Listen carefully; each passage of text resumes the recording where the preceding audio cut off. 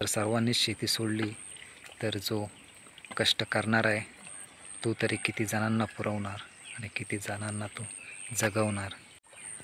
पण जर शेतीच नाही केली तर आपण येणाऱ्या पुढच्या पिढीला काय सांगू शकतो?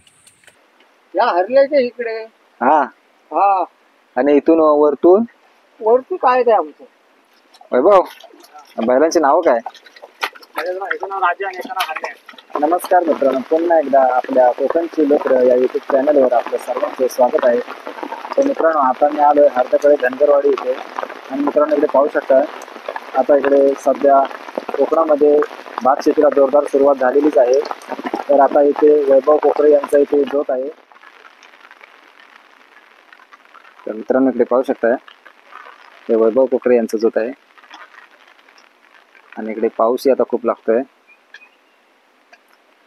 तर इकडे वातावरणही खूप मस्त झालंय. हो वैभव, झालं काय? किती मळे आहेत आता? एकच मळे.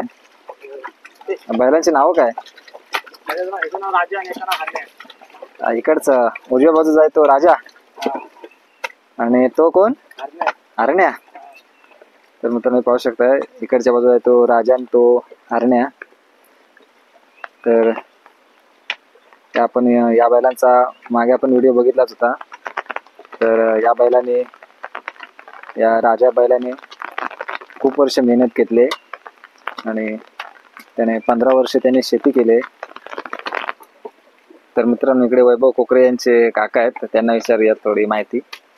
हो काका, हा काय करताय? हे खतू आहे बाबा. हा, तर इकडे कोपरे खातायत. कोपरे खतू आहे. हा हा. काका तुमचं शेत किती आहे? हे इथं थोडकं आहे. कुठून आहे? या हरल्याच्या इकडे हा हा आणि इथून वरतून वरती काय ते आमचं. मग ही वरची मळी तुमची आहे ना? हा हा वरती गोळी माझी. वरची मळी ते किती, इथे खाली किती मळे आहेत? ह्या 2 3 4 5 6 मळे. 6 मळ्या. हा तर मित्रांनो पाहू शकता, हे शेत या काकांचं आहे.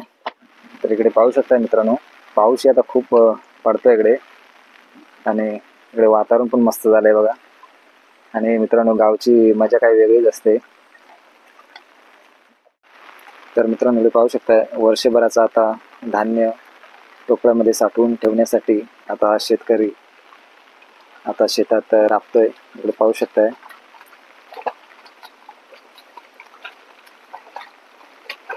कारण जर आपण धान्य पिकवलंच नाही तर खाणार काय, हा प्रश्न प्रत्येकापुढे असतोच. दिवस रात्र तो शेतामध्ये मेहनत करत असतो. मित्रांनो आपल्याला सर्वांनाच माहिती आहे की जो तो आता शहरामध्ये नोकरी धंद्यासाठी जात आहे आणि गावची शेती थोडी ओसाड पडत आलेली आहे. पण मित्रांनो हे कुठेतरी थांबायला पाहिजे. आता आहे ती शेती आपण सर्वांनीच वाचवायला पाहिजे. कारण का आपला पूर्वीचा माणूस काय करत होता, कशाच्या आधारे जगत होता, तो आपल्या कुटुंबासाठी कसा राबत होता आणि त्याने आपली शेती कशी टिकवून ठेवली होती आणि त्यात तो कसा समाधानी होता, हे आपण कायमस्वरूपी लक्षात ठेवूनच त्याप्रमाणे आपण चालत राहिलं पाहिजे. कारण का हे एकदा शेती ही एकदा सुटली तर पुन्हा ती करणं कठीणच होऊन जाणार. त्यामुळे मित्रांनो जेवढं शक्य होईल तेवढं आपल्या कोकणामध्ये शेती ही चालूच राहिली पाहिजे. कारण जे या शेतीमध्ये सुख समाधान असतं ते आणि कुठे असतं हे तर मला तर माहीत नाही. वैभव, आता पाणी कुठचं याला? वरच्यामध्ये पावसाचं पाणी की कुठून पाटण येतंय? मळीतलंच आहे ना.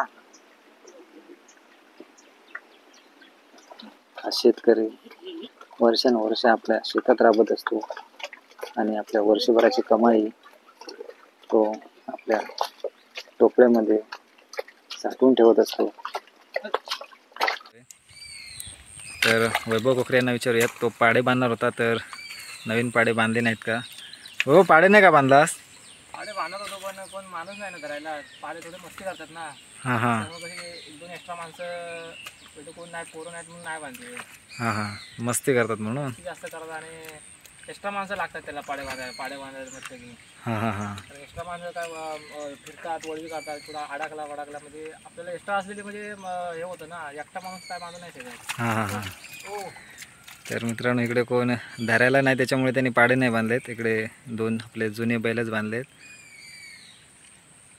आता तर शेती काय जास्त नाही ना, आता झाली ना नेहमी, आता झाली ही लास्टमध्ये आहे. लास्टमुळे आहे ना. हो. मित्रांनो, इकडे पूर्ण शेती झाली आहे त्यांची. इकडे पाहू शकता, इकडे पूर्ण शेती झालेली आहे आणि आता ही शेवटची मळी आहे. आणि आता बैलांना घेऊन तो आता ही मळी पूर्ण करतोय. मग आता भात लावणार कोण, तुम्हीच? आई आणि येणार आहे. हां हां.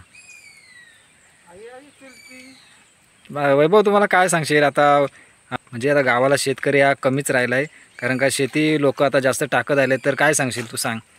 मी माणूस थोडा गुंतला जातो. आता शेती नाही तर माणूस कसा उणगा असतो आणि थोडंफार माणसाने शेती एकदम काय 2 महिन्याचं काम आहे, जास्त हे केलं पाहिजे माणसाने. एवढं काय अवघड. तर मित्रांनो, खरं आहे वैभव कोकरे यांचं की आता हल्लीच्या जगात की जास्त धावपळ पण चालली आहे आणि जो तो पैसा धंद्याच्या मागे आहे. कारण का जर फक्त पैसा धंद्याच्या मागेच धावत राहिलं तर सुख समाधान कुठे मिळणार?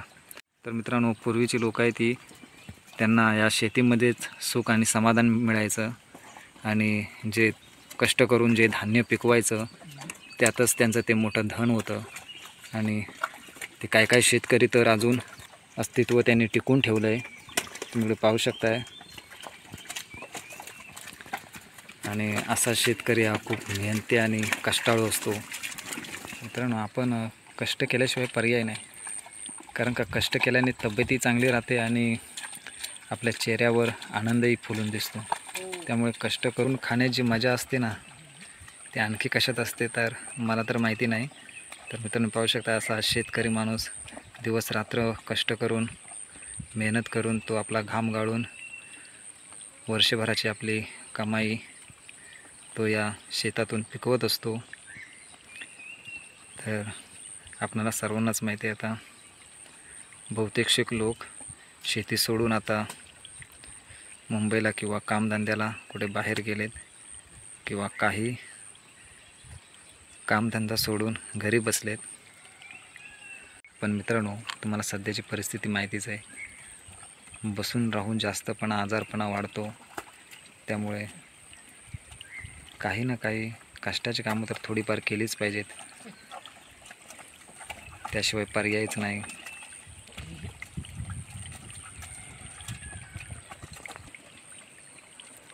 आणि मित्रांनो, अशी ही यंग पिढी आता कोकणामध्ये दिसलीच पाहिजे, कारण का येणाऱ्या पिढीला आपण पुढे सांगू शकतो की आपली शेती म्हणजे काय होते ती. पण जर शेतीच नाही केली तर आपण येणाऱ्या पुढच्या पिढीला काय सांगू शकतो?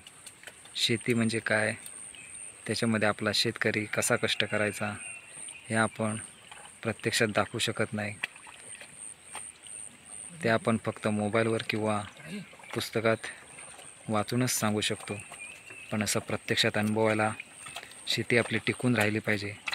तर मित्रांनो, आपल्या शेतकऱ्या बांधवांना अशीच विनंती आहे की आपली शेती ही कायमस्वरूपी अशी टिकून राहिली पाहिजे आणि आपले जे वर्षभराचं धन आपण पिकवत राहिलो पाहिजे.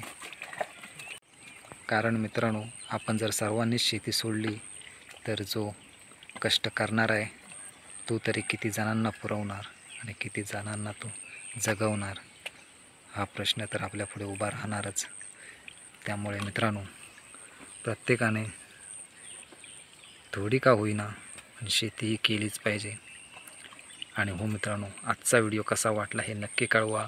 आणि जर व्हिडिओ आवडला तर व्हिडिओला लाईक करा, शेअर करा, कमेंट करा. आणि हो, आपल्या चॅनलला सबस्क्राईब करायला विसरू नका, कारण तुम्हाला असेच कोकणातील व्हिडिओ आपल्याला पाहता येणार आहेत. आणि हो मित्रांनो, आनंदी राहा, सुखी राहा, हीच ईश्वरचरणी प्रार्थना. धन्यवाद.